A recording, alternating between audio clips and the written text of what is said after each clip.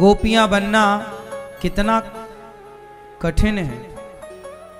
आजकल लोगों को महीना भर इंतजार नहीं होता, साल 2 साल इंतजार नहीं होता, लेकिन गोपियां कृष्ण के इंतजार में 100 वर्षों तक पलकें बिछाए खड़ी रहीं।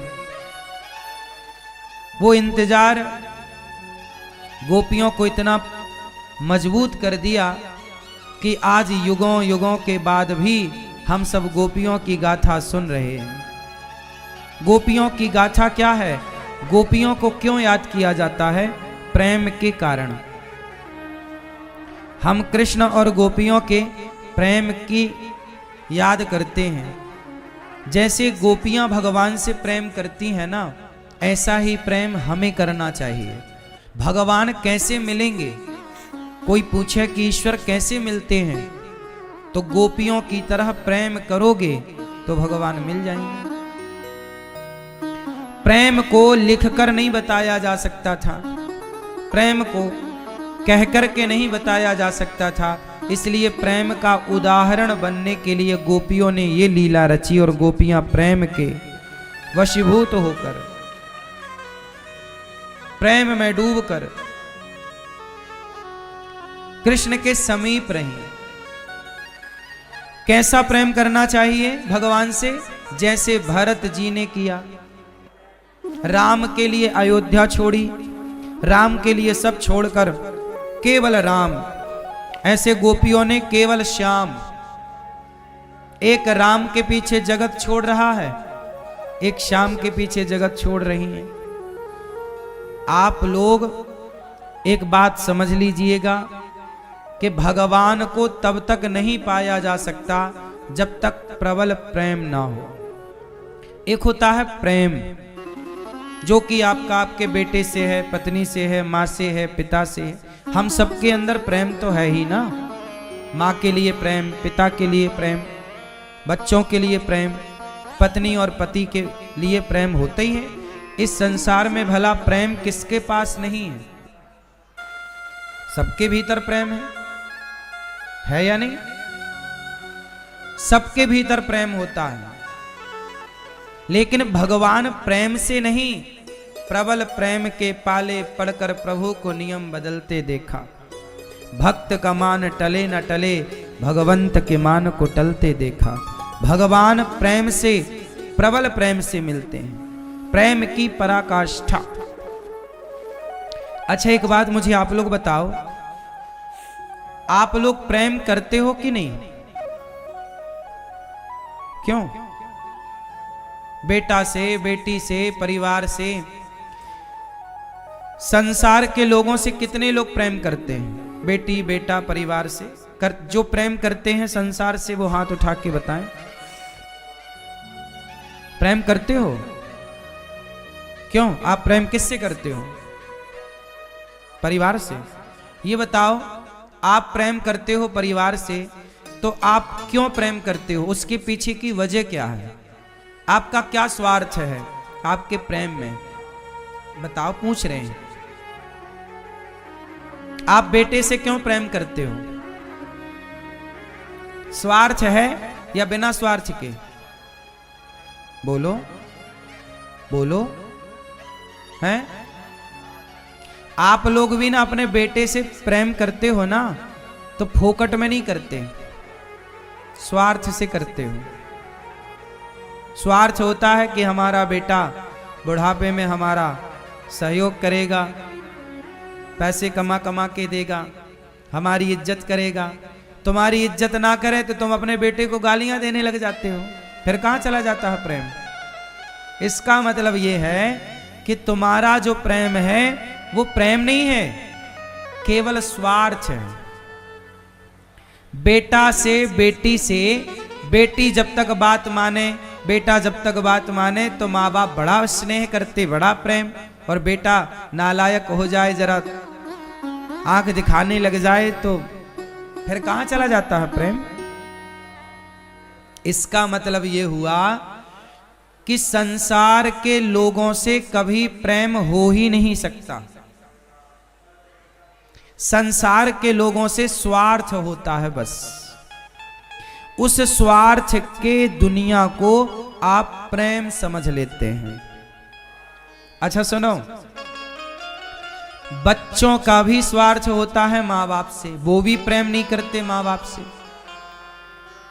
अब कोई कहे बेटा कि मैं तो अपनी माँ से बहुत प्रेम करता हूं, हां करते होंगे आप, लेकिन उस प्रेम में कहीं ना कहीं बिल्कुल जरा सा स्वार्थ छिपा होगा। जब बहुत बारीकी से देखा जाएगा तो वो स्वार्थ नजर आ जाएगा। क्यों जी, बात सही है? मैं बहुत बारीक दृष्टिकोण की बात कर रहा हूं। सामान्य दृष्टि से तो प्रेम दिखता है, लेकिन और गहराई से उतर कर देखोगे तो प्रेम नहीं है, वो क्या है? बोलो बोलो। बेटे का माँ बाप से क्या होता है? बेटा मांगेगा कि मोबाइल दिला दो, बेटा मांगेगा गाड़ी दिला दो, दिला दोगे तो वो कहेगा हमारे पिताजी तो अच्छे हैं, नहीं दिलाओगे तो गुस्सा हो जाता है। फिर कहां चला गया प्रेम? बोलो, फिर कहां गया प्रेम? पत्नी बोलती है हम बहुत प्यार करते हैं आपसे, और पति जरा डांट दे तो झोला उठा के मायके भाग जाती है। कहां गया प्रेम?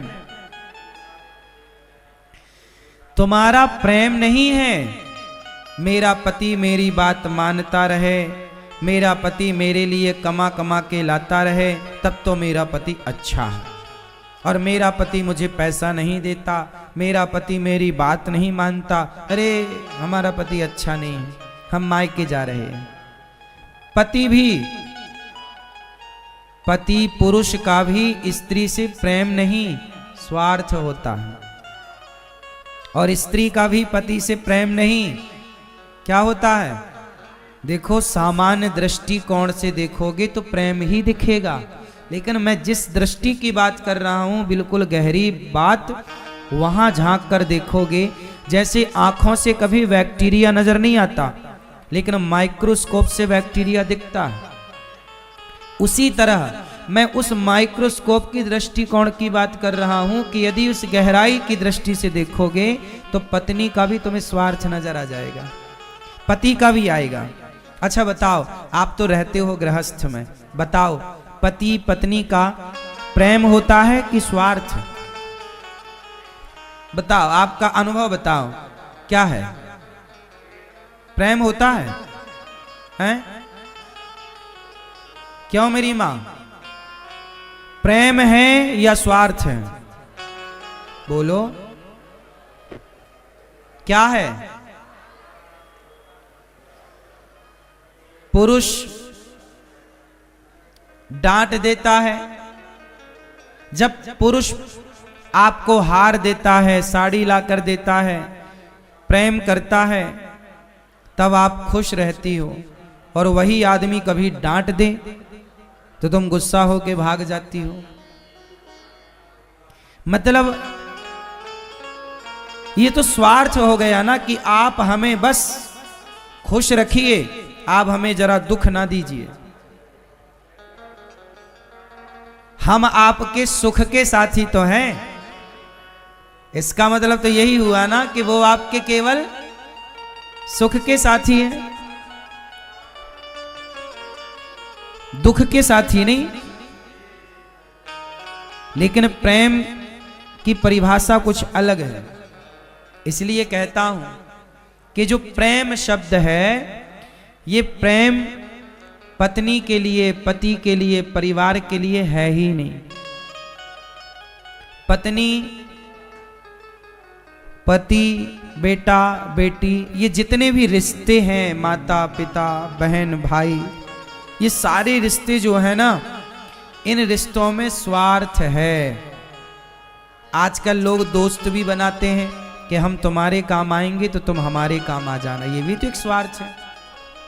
दोस्ती करता है ना आदमी, हमारा फ्रेंड है, दोस्त है, हम प्रेम करते हैं दोस्त से, लेकिन उस प्रेम के पीछे भी ये होता है कि हम तुम्हारे काम आएंगे, तुम हमारे काम आना, ये स्वार्थ है।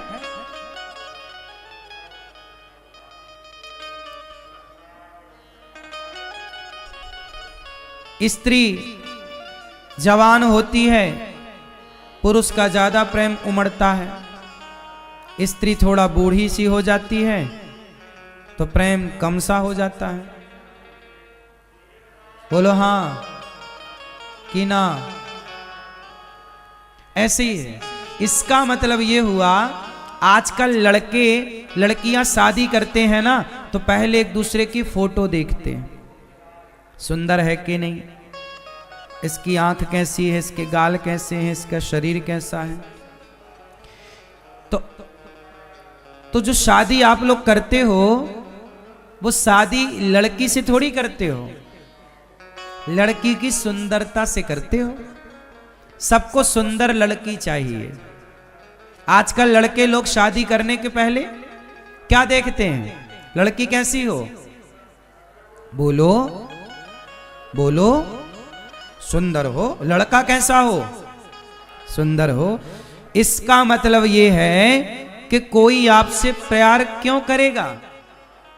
हा? लोग आपसे प्रेम नहीं करते, आपकी बोलो सुंदरता से प्यार करते हैं। सुंदरता जब तक है तो प्यार है, सुंदरता खलास, सुंदरता गई, प्रेम गया। पति पत्नी में लड़ाई झगड़े क्यों होते हैं? इसलिए कि उन्हें लगा था कि शादी के बाद बड़ा मजा आएगा, लेकिन शादी के पहले देखा था मेकअप में, और शादी के बाद छूट गया मेकअप। अब देखो अरे ये तो ऐसे, फिर लड़ाई झगड़ा चालू। मेकअप का चेहरा अलग होता है और बिना मेकअप का अलग होता है। तो दिल में छवि बनी थी जिस सुंदरता की, वो सुंदरता तो पानी में धुल गई। तो अब प्यार खत्म, तू मैं चालू। इसलिए कहता हूं मेरी बहनों, जिस लड़के से ब्याह करना, उसे 10 बार बिना मेकअप के मिलना और कहना कि देखो हमारा रूप रंग ऐसा ही है। क्योंकि मेकअप में दुनिया वाले आपको देखेंगे, घर वाले थोड़ी सदा मेकअप में देखेंगे। इसलिए ये दुनिया कोई किसी से प्यार व्यार नहीं करता। तुम्हें लगता है कि ये हमसे प्यार कर रहे हैं, सब अपना अपना स्वार्थ सिद्ध करते हैं। इसलिए तुलसीदास जी ने लिखा, स्वार्थ लाग करें सब प्रीति, सुर नर मुनि जन की यह रीति। सारे लोग स्वार्थ से प्रेम करते हैं, बिना स्वार्थ का कोई प्रेम नहीं करता। इसलिए कहता हूं, जगत के प्रेम में ना पड़ो। पत्नी से प्रेम, पति से प्रेम, परिवार से प्रेम नहीं, प्रेम भगवान से करो, केवल भगवान से। और सच्ची बताऊं, प्रेम भगवान से ही हो सकता है। पत्नी से तुम कितना भी प्रेम करो, हो ही नहीं सकता, संभव ही नहीं है। कर लो तुम, हो ही नहीं सकता, प्रेम हो ही नहीं सकता संसार से। संसार से व्यवहार हो सकता है। क्या हो सकता है? हां, पत्नी से अच्छा व्यवहार करना सीखो, पिता से अच्छा ये बताओ, मैं 2 पति पत्नी की घटना सुनाता हूं, सुनो। एक पति पत्नी है जो एक दूसरे से बहुत प्रेम करते हैं, लेकिन वो आपस में ना, पत्नी जरा गलती कर दे तो पति डांट देता है, पत्नी गुस्सा हो जाती है। पत्नी जरा कुछ कह दे तो पुरुष गुस्सा हो जाए। है प्रेम, पर लड़ते रहते हैं। है प्रेम, झगड़ा करते रहते हैं। और 4 दिन बात नहीं करते, गुस्सा हो जाते हैं। तो प्रेम है पर एक दूसरे से बात नहीं करते। और एक दूसरे पति पत्नी है, वो प्रेम नहीं करते एक दूसरे से, पर अच्छा व्यवहार करते हैं। पत्नी की प्रशंसा करता है पुरुष, तुम बहुत सुंदर हो, जब से मेरे जीवन में आई हो मेरा तो जीवन भाग्य बदल गया। एक आदमी है जो अपनी पत्नी से प्रेम नहीं करता पर व्यवहार कुशल है। क्या है? बोलो। पत्नी से वो अच्छा व्यवहार करता है। अच्छा ये बताओ, हमारे रिश्ते पड़ोसियों से अच्छे हैं तो पड़ोसियों से अच्छे रिश्ते व्यवहार से ही तो होंगे। हमारा उनके प्रति क्या है? अच्छा, बोलो, अच्छा व्यवहार है। वो मिलते हैं तो हम हंस के बात करते हैं, हालचाल पूछते हैं, राम राम करते हैं, हम उनकी मदद भी करते हैं। आप अपनी पत्नी से अच्छा व्यवहार करो। व्यवहार कैसे होता है? आप अपनी पत्नी से रोज कहा करो कि तुम मेरे जीवन में आई तो मेरा जीवन बदल गया, सब कुछ मिला। तुम्हारे जैसे स्त्री के पांव ना कहते हैं चरण पड़ जाएं तो घर में बड़ी बरकत आती है, लक्ष्मी का स्वरूप होती है ना स्त्री। तो जब से तुम्हारे पांव पड़े तो हमारे यहाँ सब धन धान्य बढ़ा है। ऐसी तारीफ करो पत्नी की। और रोज पत्नी से कहो कि यदि हमारी कोई बात तुम्हें बुरी लगी हो तो सॉरी, क्षमा करना। और पत्नी को प्रेम से अच्छी अच्छी बातें करो, उसका ख्याल रखो। कभी उसे रुलाओ ना, कभी उसे सताओ ना, कभी गाली गलौज का प्रयोग करो ही ना। पत्नी के लिए, पत्नी के माँ बाप को सदा सम्मान दो। पत्नी के माता पिता को भी सम्मान करना चाहिए, क्योंकि स्त्री को खुश रखना हो तो उसके माता पिता को भी खुश रखना चाहिए। और वो एक धर्म भी है, धर्म भी है। स्त्री हमारे माता पिता का ख्याल रखती है, पत्नी अपने सास ससुर का ख्याल तो रखती है ना। जब आप उसके माँ बाप का आदर करोगे, जब आप उसके माँ बाप की इज्जत करोगे तो वो भी तो आपके माँ बाप की इज्जत करेगी। यही तो व्यवहार है, जो देंगे वही तो पाएंगे ना।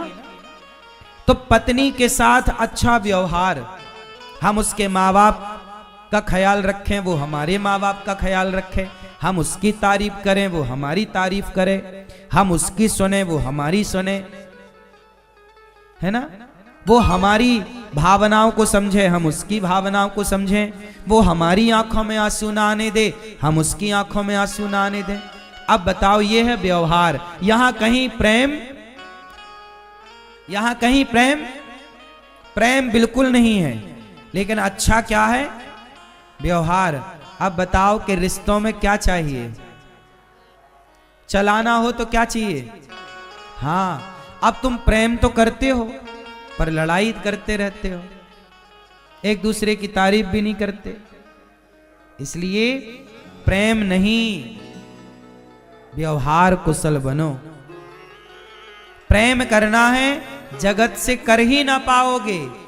प्रेम करो तो केवल एक भगवान जगन्नाथ जी से, भगवान श्री कृष्ण से। प्रेम भगवान के लिए हो। और रिश्ते कैसे चलेंगे? प्रेम से कि व्यवहार से? अच्छा सच्ची बताओ, आप लोग तो अनुभवी हो मेरे से ज्यादा। रिश्ते चलाने के लिए प्रेम की जरूरत ज्यादा है कि अच्छे व्यवहार की? सच्ची बताओ। रिश्ता कोई भी हो। अच्छा एक बात बताओ, आप गाय रखते हो घर में या कुत्ता रखते हो घर में, तो कुत्ते के साथ आप क्या करते हो? प्रेम की व्यवहार? बोलो। कुत्ते को आप खिलाते पिलाते हो, उसे नहलाते हो, उसका ख्याल रखते हो, दवाई कराते हो। जब आप उसका इतना ख्याल रखते हो, जब आप उसके साथ एक अच्छा व्यवहार करते हो, तो कुत्ता समझ जाता है कि ये आदमी हमारा भला चाह रहा है। फिर वो कुत्ता आपके प्रति क्या हो जाता है? वफादार। क्या हो जाता है? बोलो। आपने कहा कि कुत्ते से हम प्रेम करते हैं, कुत्ते से प्रेम कोई कर ही नहीं सकता। क्या प्रेम करोगे? आप कुत्ते के साथ भी क्या करते हो? अच्छा व्यवहार। हम लोग हिंदू हैं ना, हम लोग चींटी के साथ अच्छा व्यवहार करते हैं। चींटी को आटा डालते हैं, चींटी के लिए गुड़ डालते हैं, चींटी के लिए और भी पदार्थ डालते हैं। क्या है ये चींटी के प्रति हमारा ये प्रेम है या व्यवहार है? हाँ, हम प्रत्येक प्राणी में ईश्वर का दर्शन करें, हम अपने भगवान से प्रेम करें, और जब प्रेम भगवान से हो तो भगवान की ही सत्ता, भगवान की ही छवि सबके हृदय में देखें। तो सबको प्रेम करो तो भगवान मान कर करो कि इसके भीतर ईश्वर है। यदि तुम्हारे भीतर से ईश्वर निकल जाए, थोड़ी देर के लिए उदाहरण, आपके भीतर से ईश्वर निकल जाए, जरा ध्यान दियो मेरी मां, यदि आपके भीतर से ईश्वर निकल जाए तो बचेगा क्या? बोलो, क्या बचेगा? बोलो। आपके भीतर से यदि ईश्वर निकल जाए तो आपने ध्यान से सुना देखा होगा, मुर्दा होता है ना, मुर्दा, एक दिन पुराना मुर्दा हो जाए और 2 दिन पुराना मुर्दा हो जाए तो उस मुर्दे के शरीर से दुर्गंध निकलने लग जाती है। बात सही है कि गलत है? बोलो बोलो, सही है ना? उसके भीतर से भगवान ही तो निकल गए, आत्मा ही तो निकल गई, तो शरीर में बचा क्या? सिवाय मिट्टी के, सिवाय मलमूत्र के, सिवाय दुर्गंध के। तो तुम प्रेम किससे करते हो? शरीर से। तो शरीर तो दुर्गंध से भरा है, शरीर तो मिट्टी है। बात सही है कि गलत है? इसलिए यथार्थ में आपके भीतर ईश्वर ही बैठे हैं, तब तक आप हो। निकल जाएगा तो आप मुर्दा बन जाओगे, लोग जला देंगे। आपकी सत्ता तो है ही नहीं ना, आप तो कुछ है ही नहीं। आप तब तक ही कुछ हैं जब तक आपके भीतर आत्मा है, मीन्स ईश्वर का अंश है, वरना वो गया तो आप जीरो हैं। इसलिए सबके भीतर परमात्मा बैठा है। इस भाव से यदि आप प्रेम करें, हम आपसे प्रेम नहीं करते, आपके भीतर बैठे भगवान से प्रेम कर रहे हैं, तब तो आप सही हैं। और यदि आप ईश्वर से प्रेम नहीं कर रहे तो फिर स्त्री में बचा क्या? हाड़ मांस के सिवा। तुम कहते हो हम पत्नी से प्यार करते हैं, तो पत्नी क्या होती है भाई? पत्नी क्या, वो तो ढांचा है। ढांचे से प्यार कर रहे हो तुम? चमड़ी से प्यार कर रहे हो? चमड़ी से प्यार करके भी पाओगे क्या? आजकल लोग जो प्यार करते हैं ना, आजकल लड़का लड़की ना प्यार करते हैं। स्कूल कॉलेज में देखो कितने लड़के, बहुत अच्छे लड़के लड़कियां भी हैं जो पढ़ाई करते हैं, लेकिन कुछ लड़के लड़कियां होते हैं स्कूल कॉलेज में जाते हैं और उन्हें हो जाता है प्यार। क्या हो जाता है? प्यार। और प्यार क्या होता है? स्वार्थ है वो। लड़की लड़का दोनों एक दूसरे के साथ हाथ पकड़कर चलते हैं, साथ में रहते हैं, और क्या होता है? लड़का उस लड़की से अपने जरूरतें पूरी करता रहता है। किसकी जरूरत? शरीर की जरूरत। लड़का क्या करता है? उस लड़की का यूज करता है, उस लड़की से अपनी वासनाएं पूरी करता है, और लड़की को भी उस लड़के से अपनी इच्छाएं पूरी करनी होती हैं। अब बताओ, लड़का लड़की कहते हैं कि हम प्यार करते हैं, लेकिन प्यार कहां कर रहे हैं? ये तो एक दूसरे को सुख के लिए यूज कर रहे हैं कि तुम हमें सुख दो, हम तुम्हें सुख देंगे। तुम्हारी चमड़ी हमें सुख देगी, हमारी चमड़ी तुम्हें सुख देगी। ये चमड़ी का सुख है, ये चमड़ी का स्वार्थ है, यहां प्रेम नहीं है मेरी मां। ये लड़का लड़की जो प्यार कहते हैं कि हम प्यार करते हैं, ये प्यार नहीं है साहब, ये केवल हवस है। चमड़ी की भूख मिटा रहे हैं प्यार का पर्दा डाल करके, ताकि हमारी वासना प्यार के रूप में तब्दील हो जाए, पकड़ी ना जाए। वरना स्वार्थ है, प्यार व्यार कुछ नहीं होता। प्यार केवल भगवान से हो सकता है, जगत से प्यार हो ही नहीं सकता। तुम्हारी हिम्मत है तो करके देख लो। तुम्हारे बाप दादे मर तो गए प्यार कर करके, क्या पा गए? काहे से प्यार किया? चमड़ी से, मलमूत्र के गड्ढे से। ये कोई प्यार करने की जगह है? प्यार तो भगवान से करो। ये है ईश्वर, प्रेम के योग। राधा ने प्रेम किया है कृष्ण से।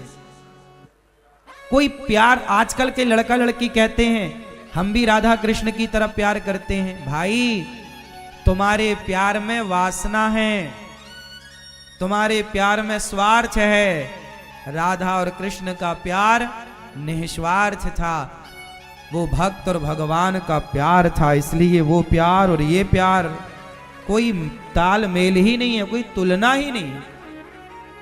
लेकिन आजकल के लड़का लड़कियों को अपनी इच्छाएं पूरी करनी होती है तो किसी का बहाना तो ढूंढना पड़ता है। तो भगवान कृष्ण और राधा का बहाना करके कि वो प्यार करते थे, तो ये प्यार, ये खुद भी अपने आप को राधा कृष्ण मान रहे हैं।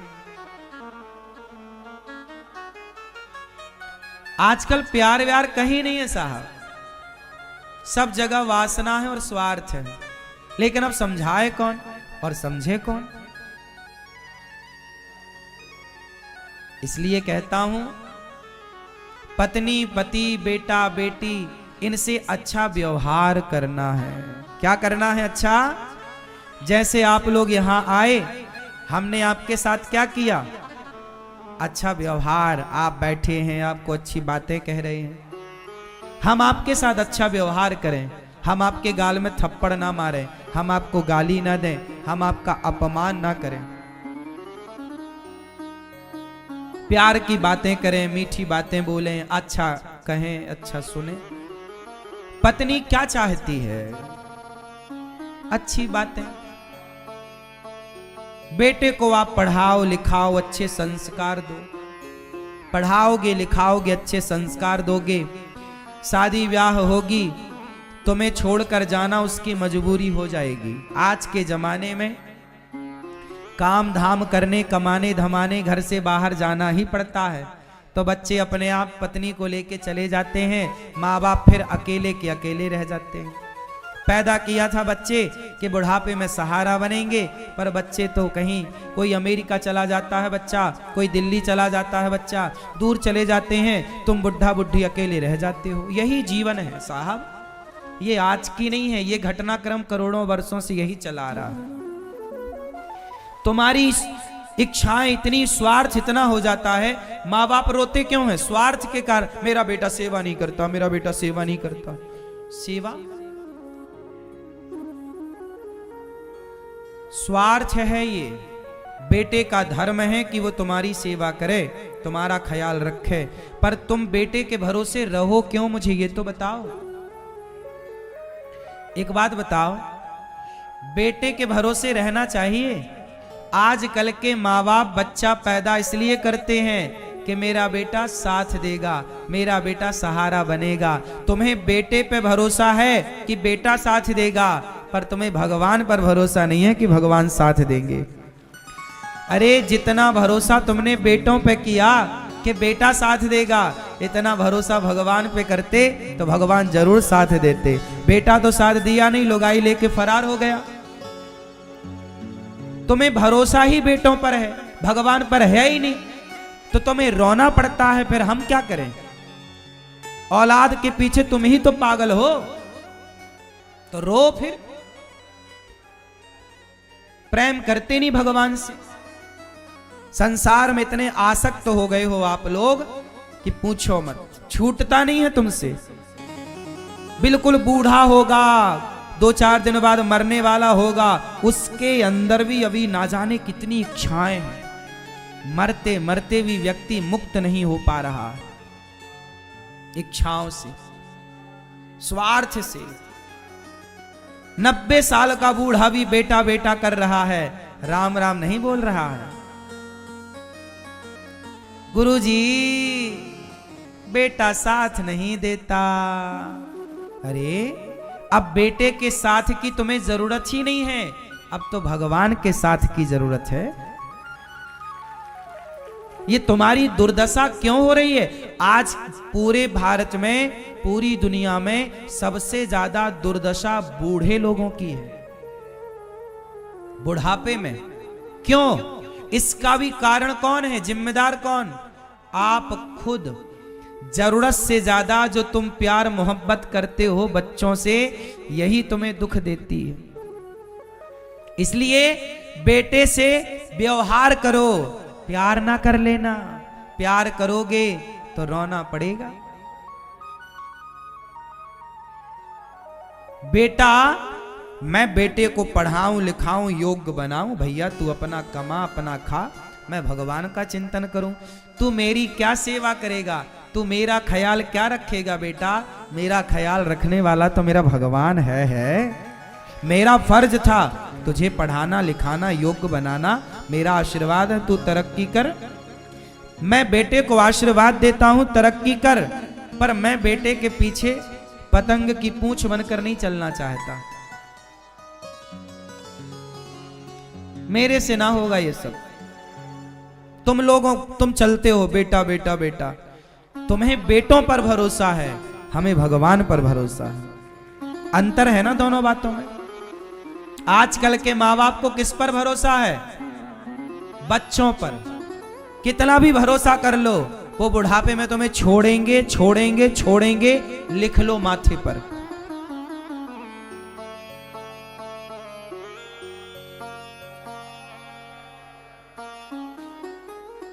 भरोसा भगवान का क्यों नहीं बनाते? द्रौपदी को सब पर भरोसा था, अर्जुन मेरी लाज जाने थोड़ी देगा। भीम के होते हुए मेरी साड़ी कोई उतार सकता है क्या? धर्मराज युधिष्ठिर के होते हुए मेरे शरीर को कोई हाथ लगाएगा क्या? लेकिन द्रौपदी जब सब पर भरोसा करती है ना, तो अर्जुन सिर नीचे करके वहीं बैठे हैं द्रौपदी की जहां साड़ी उतारी जा रही थी। भीम सिर नीचे करके वहीं बैठे हैं जहां द्रौपदी के कपड़े उतारे जा रहे थे। युधिष्ठिर वहीं बैठे हैं जहां वो सबको पुकार रही है कि बचाओ बचाओ बचाओ। बताओ कौन आया? फिर कौन है तुम्हारा रक्षक? बेटा, पति या भगवान? हर जगह बेटा ना पहुंचेगा, हर जगह पति ना पहुंचेगा, हर जगह परिवार ना पहुंचेगा, लेकिन हर जगह हमारे श्याम सुंदर पहुंच जाएंगे। द्रौपदी ने पुकारा, सभा बीच में साड़ी बनकर खिंचे कि नहीं? बोलो, खिंचे कि नहीं? जब भगवान द्रौपदी के रक्षक बने, द्रौपदी को किस पर भरोसा था? बोलो मेरी मां, द्रौपदी को किस पर भरोसा था? बोलो मेरी मां। कृष्ण पर भरोसा हुआ आखिरी में? किस पर भरोसा था? पति आए ना आए, अर्जुन भीम आए ना आए, पर भगवान आएंगे। और आए कि नहीं? हाँ, परिवार, बेटा, पत्नी, पति, ये लोग भरोसा तोड़ सकते हैं, पर भगवान कभी भरोसा नहीं तोड़ते। पर विडंबना ये है कि लोग भगवान पर भरोसा करते ही नहीं। आजकल लोग तो बस बेटों के भरोसे हैं कि मेरा बेटा है, बस रहो भरोसा बेटे के, मरो फिर क्या दिक्कत है।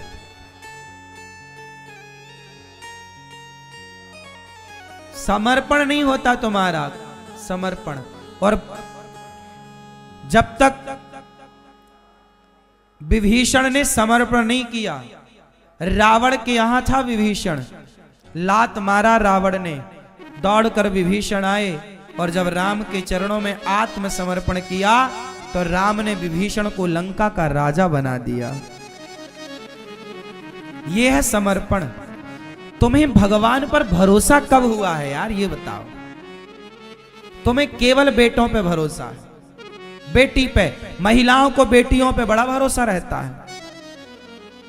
महिलाएं बर्बाद हैं बेटियों पे भरोसा करके, और पुरुष बर्बाद है बेटों पे भरोसा करके, और ये दास अनिरुद्ध खुश है भगवान पे भरोसा करके। महिलाएं बर्बाद हैं बेटियों पे भरोसा करके। भगवान पर क्यों नहीं है तुम्हें भरोसा? दिन भर तुम बेटी से 1-1 घंटा प्रपंच करती हो, ऐसे ही 1 घंटा तुम ध्यान नहीं कर सकती हो भगवान का? आंखें बंद करके भगवान का चिंतन करो, श्रीमन्नारायण का जाप करो, आत्म कल्याण करो। तुम्हारी अक्कल में तो पाला पड़ गया है, हम क्या करें? तुम्हारी मोह ममता हद पार कर गई है। आदमी उलझा पड़ा है जगत में। मरोगे नरक जाओगे, ये मानव शरीर बार बार ना मिलेगा। बड़ी किस्मत, बड़े पुण्य से तुम्हें ये मानव का चोला मिला है। इस शरीर से पाओगे भगवान को तो पा ही लोगे, वरना 84 लाख योनियों के बाद पता नहीं कब नंबर आएगा। फिरत सदा माया कर प्रेरा, काल कर्म स्वभाव गुण घेरा। दो गोस्वामी जी कह रहे हैं, बड़े भाग्य मानुष तन पावा, सुर दुर्लभ सदग्रंथ निगावा। बड़े भाग्य से मिला है। आप में से कितनों को लगता है कि शरीर बड़े भाग्य से मिलता है? कुत्ता का शरीर, बिल्ली का शरीर, गधे का शरीर, भगवान ने आपको मनुष्य का शरीर दिया है। कुत्ता बिल्ली बनाते तो क्या कर लेते? मनुष्य बने हो ना, उपयोग कर लो इसका। तो आज से कितने लोग अपना बेटा बेटी के भरोसे रहेंगे और कितने लोग भगवान के भरोसे रहेंगे? किसका भरोसा? कि बेटे का, बेटी का? हाँ, भरोसा भगवान का।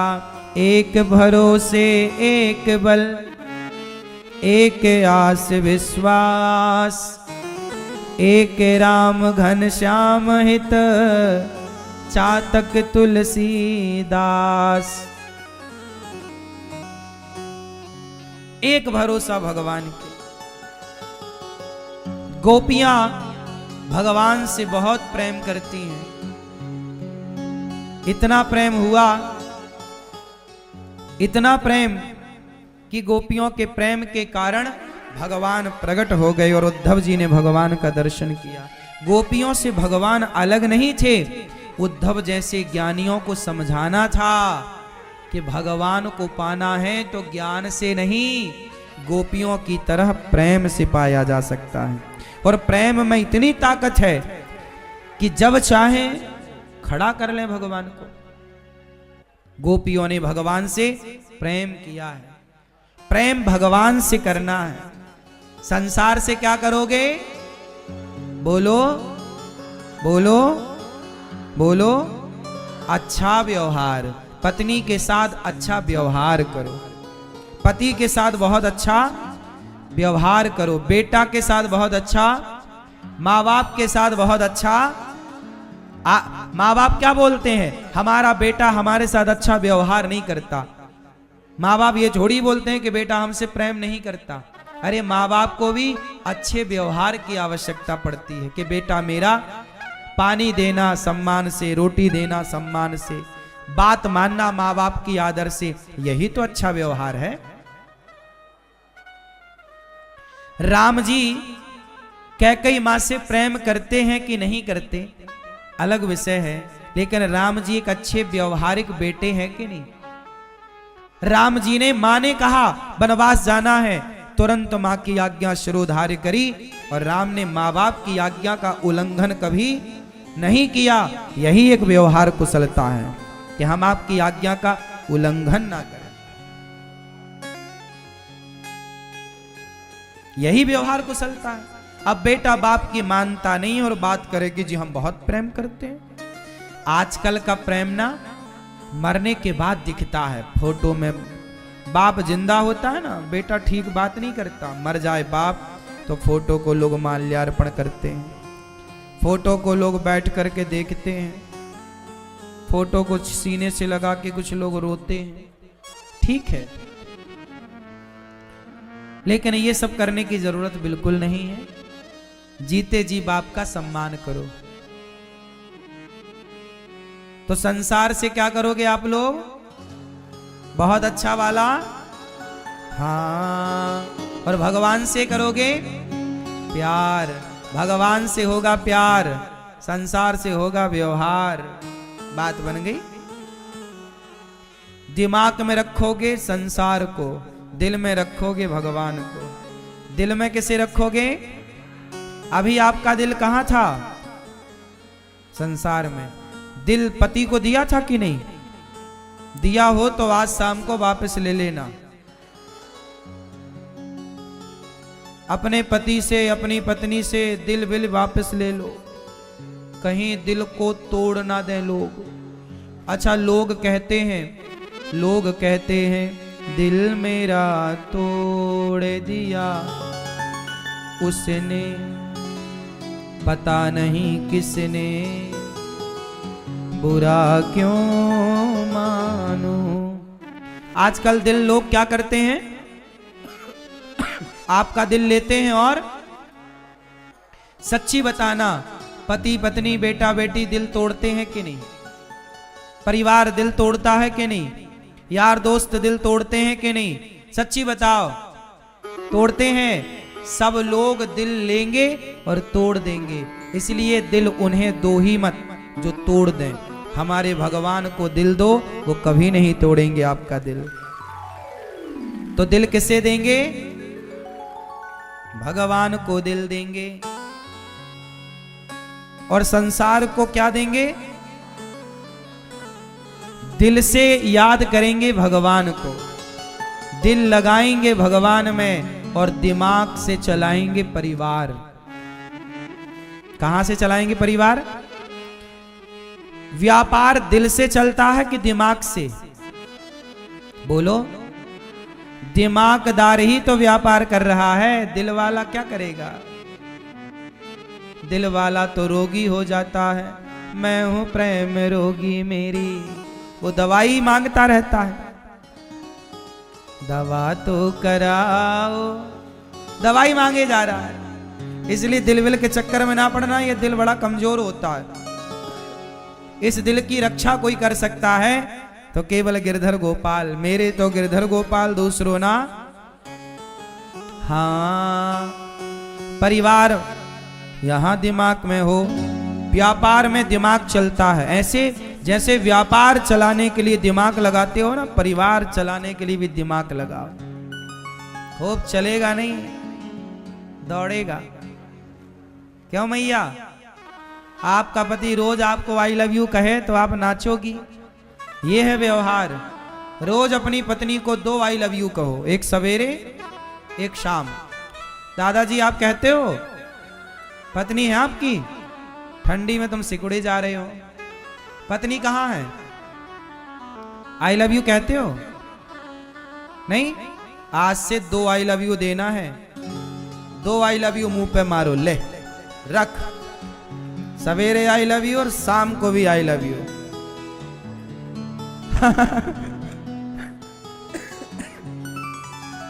तो करोगे 2 आई लव यू बात? 2 आई लव यू बोलोगे? ये व्यवहार है। परिवार को खुश रखना है तो आदत बदल लो अपनी। 1 आई लव यू सवेरे और 1 आई लव यू शाम को। सवेरे उठे, पहला मुंह देखो, आई लव यू। और शाम को सोते समय भी 1 आई लव यू।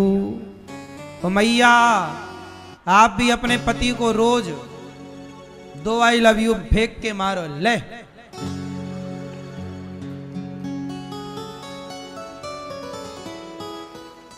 कहता था प्यार नहीं करते, ये ले आई लव यू। मैया रोज आई लव यू बोलना है। मैया, लाल मैया, कहां पति आपके? जाने से जाती क्या बोलोगी पति को? हैं? क्या कुछ नहीं बोलोगी? नहीं, कुछ नहीं बोलो। आई लव यू बोलना आता है ना? हैं? नहीं आता? सीख लो बोलना।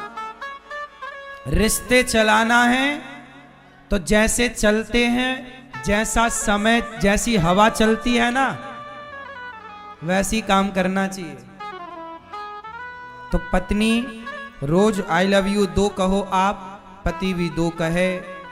एक दूसरे का ख्याल रखो, एक दूसरे का ध्यान रखो, यही रिश्ते हैं। कोई बहुत ज्यादा टेंशन लेके रिश्ते नहीं चलते। रिश्ते फ्रैंकली चलते हैं, खुशी से। एक दूसरा मंत्र दे रहा हूं, इग्नोर शब्द।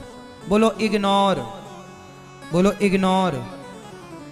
नजरअंदाज बोलते हैं। ए भैया, तुम किसे ले आ रहे हो फोटो खिंचाने? बैठ जाओ जल्दी, कथा सुन नहीं रहे हो तुम। Photo photo photo. सुनो, कोई हमें कुछ कहता है, माना कि आपने हमसे कुछ कहा और हमें आपकी बात अच्छी नहीं लगी, तो हमें क्या करना चाहिए? बोलो। माना कि पत्नी ने कुछ कहा और पति को अच्छा नहीं लगा, पत्नी ने कुछ कहा और पति को अच्छा नहीं लगा, बेटे ने कुछ कहा और पिता को अच्छा नहीं लगा, पिता ने कुछ कहा और बेटे को अच्छा नहीं लगा, तो क्या करना चाहिए? यदि बातें अच्छी नहीं लगी किसी की, तो जितनी अच्छी लगे उतनी उतार लो, और जितनी अच्छी नहीं लगे इग्नोर कर दो। इग्नोर मतलब उन बातों को भूल जाओ। झगड़े तब होते हैं जब आप बातों को याद रखते हैं कि उसने हमें ये कह दिया, उसने हमें ये बोल दिया। देखो जी, ये बताओ, गंगा में पानी बह रहा है, आपको जितना चुल्लू में भर जाए भर लो, लोटे में भर जाए भर लो, जितना समा सके तुम्हारे पास तो समाहित कर लो, बाकी तो वो बह ही रहा है। पूरा तो नहीं भर सकते ना, कि पूरी गंगा तुम बाल्टी में भर लोगे, कि पेट में भर लोगे, नहीं ना। जितनी जरूरत है उतना पानी तुम गंगा से लेते हो, बाकी पानी क्या हो रहा है? बहता हुआ समुद्र में जा रहा है। उसी तरह अनिरुद्धाचार्य 3 घंटे कहता है, हमारी 3 घंटे की धारा से तुम्हें जितना ज्ञान का अमृत लेना है ले लो, जो नहीं लेना है वो छोड़ दो, वो बहता चला जाएगा अपने लक्ष्य की ओर। पत्नी जो कहती है उसकी अच्छी बातें ग्रहण कर लो, जो समझ में ना आए इग्नोर करते चलो। यदि इग्नोर करना सीख लिया तो आप बहुत अच्छे रिश्ता चलाने वाले गृहस्थ बन जाएंगे। कभी आपके रिश्तों में कोई खटास नहीं, कोई दिक्कत नहीं, कोई टेंशन नहीं, कोई परेशानी नहीं।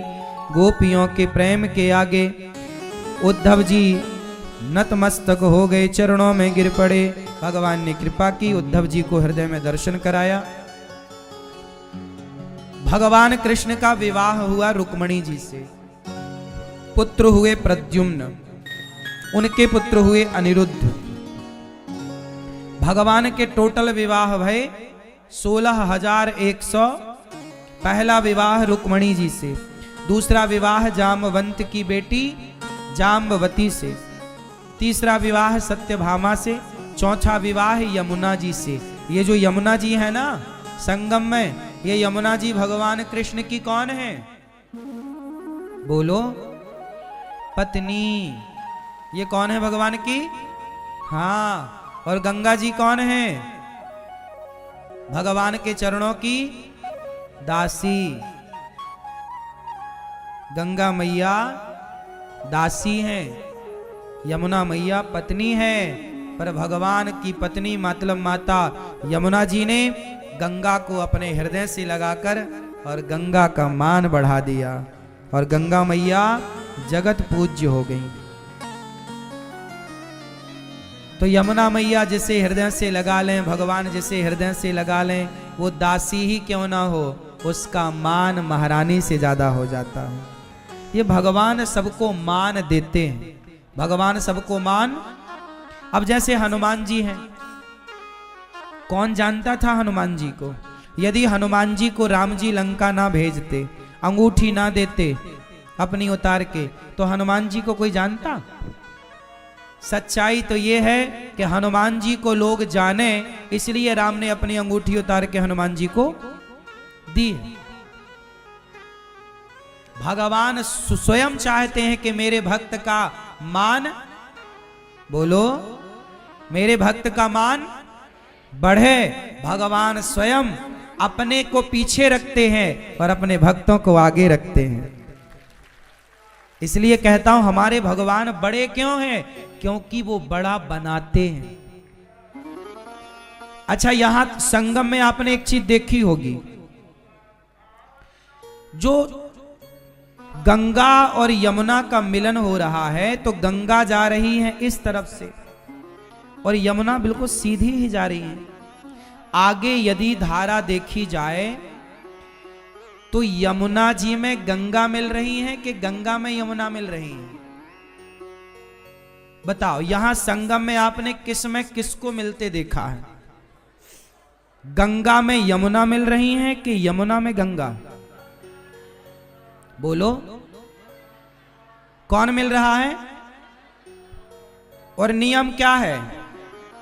नियम ये होता है कि जैसे गंगा जी में कोई भी नदी, जैसे यमुना जी में कोई भी नदी मिल जाए ना, तो वो भी यमुना हो जाती है। नियम तो यही है ना। जैसे नर्मदा मैया है, नर्मदा मैया में भी सैकड़ों नदियां मिलती हैं, तो नर्मदा मैया में बड़ी बड़ी नदियां जब मिलती हैं, तो नर्मदा मैया में नदियां जब मिलती हैं तो वो सब मिलकर नर्मदा ही हो जाती हैं, हो जाती हैं। तो जब यमुना में गंगा मिली तो आगे फिर यमुना जी को ही तो जाना था ना, फिर आगे गंगा जी क्यों गई? क्योंकि यमुना में तो गंगा जी मिल रही हैं। तो जिस नदी में जो नदी मिलती है वो अपना अस्तित्व वहीं छोड़ देती है और आगे वो होती है जो धारा चली आ रही है। बात सही है कि गलत है? तो आगे नाम यमुना जी का होना था। यहां से आगे प्रयागराज से जो आगे धारा जाए वो धारा किसकी होनी चाहिए थी? यमुना जी की। लेकिन यमुना जी की धारा आगे नहीं जा रही है, फिर धारा किसकी हो गई? गंगा की। क्यों? जबकि संगम में ध्यान से देखना तो सीधा डायरेक्शन यमुना का ही फ्लो दिखता है ना, सीधा जो जा रही है। अब बात ये आ गई ना कि यमुना जी हैं महारानी। जब यमुना मैया संगम हुआ यहां पर, जब भागीरथ जी ने गंगा जी को यहां लाए तो गंगा मैया यहां से आगे नहीं बढ़ी, क्योंकि यहां ऑलरेडी यमुना जी जा रही थी। पहले यमुना की ही धारा थी गंगा सागर तक। पहले जब गंगा जी नहीं थी, गंगा जी तो भगीरथ जी लाए ना, भगीरथ जी के पहले गंगा लुप्त हो चुकी थी। गंगा पहले भी थी पर लुप्त हो गई, फिर भगीरथ जी लाए तब इनका प्राकट्य हुआ। तो जब यहां पर गंगा जी नहीं थी तब कौन थी? तब प्रयागराज से आगे यमुना जी ही जाया करती थी गंगा सागर तक। तब यमुना जी ही थी, यमुनोत्री से निकलकर सीधा गंगा सागर तक। लेकिन जब प्रयागराज में भगीरथ जी आए तो गंगा जी ना खड़ी हो गई हाथ जोड़कर। तो भगीरथ जी बोले, मां क्या हुआ, आप आगे क्यों नहीं चल रही हो? तो गंगा मैया बोली कि आगे मां खड़ी है। कौन सी मां? यमुना मैया। ये कौन है? बोले ये हमारे प्रभु की पत्नी है, अर्थात ये हमारी मां है, महारानी। तो यमुना मैया को प्रणाम किया गंगा मैया ने। मां, मैं आपकी दासी गंगा आपको प्रणाम करती हूं। यमुना जी बोली, अच्छा बहन तू आई है? अच्छा तो एक काम कर। भगीरथ जी बोले कि मां, मेरे पूर्वजना गंगा सागर में वहां पड़े हैं, कृपा करो। तब गंगा यमुना मैया बोली कि अच्छा तुम चिंता ना करो गंगा, आओ मेरे गले से लग जाओ। यमुना मैया ने गंगा मैया को गले से लगाया। कहा यमुना मैया ने, अब मैं अपना यहीं विश्राम करती हूं प्रयाग में, आगे से यात्रा बहन तुम स्टार्ट करो। आगे फिर गंगा जी को कि जाओ अब तुम अपना मान बढ़ाओ। मतलब यमुना मैया ने अपनी दासी को, भगवान के चरणों की दासी का मान बढ़ाया। ऐसी हैं ऐसी हैं यमुना मैया। तो यमुना मैया को प्रणाम करती हैं गंगा मैया। यमुना मैया भगवान की पत्नी है। और गंगा मैया भगवान के चरणों की दासी, भगवान के चरणों का धौमन है। अच्छा एक बात और बताएं, वामन भगवान से ही तो गंगा मैया की उत्पत्ति की कथा है। कहां से उत्पत्ति की कथा है बोलो? जब राजा बलि यज्ञ कर रहे थे तो वहां पर वामन भगवान आए थे कितने पग भूमि मांगने बोलो? अच्छा ये बताओ, जब वामन भगवान आए राजा बलि के यज्ञ में, उस समय वो यज्ञ किस नदी के तट पर चल रहा था जानते हो? राजा बलि का यज्ञ किस नदी के तट पर चल रहा था? और वामन भगवान 3 पग भूमि किस नदी के तट पर मांगे थे पता है आपको? नर्मदा मैया के तट पर। कहां पर मांगे बोलो? हां,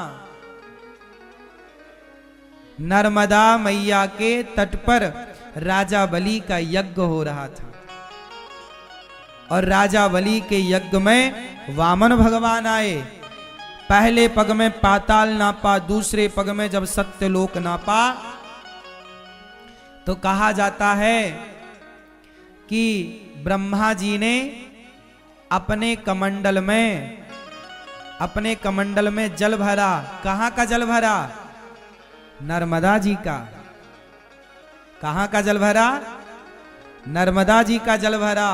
और भगवान श्रीमन नारायण के पांव धो दिए और पांव धो करके कमंडल में वही चरणामृत रख लिया। और जब भगवान वामन के चरणों को धुलकर चरणामृत रख लिया ब्रह्मा जी ने,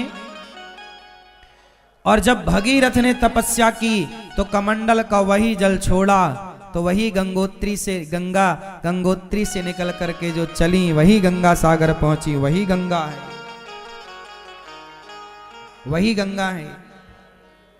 तो गंगा मैया का एक संबंध नर्मदा मैया से भी है, पता है आपको?